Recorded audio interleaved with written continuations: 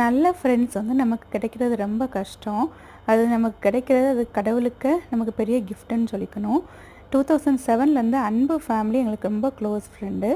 அவங்க வந்து 12:00 போல் வந்தாங்க வீட்டுக்கு. அவங்களுக்கு வெல்கம் ட்ரிங்காட்ட அனு சிஸ்டர்கிட்ட படித்த திருவாணியூர் தாத்தாக்கு மோர், லஸ்ஸி கொடுத்தேன். அப்புறம் மட்டன் பிரியாணி, அது கூட்டுக்கு ரைத்தா, தக்காளி ஜாம், இஞ்சி பச்சடி, பப்படம், அப்புறம் மின்ட் லெமனேட் வந்து சாப்பிடும்போது குடிக்கிறதுக்கு கொடுத்துருந்துச்சு.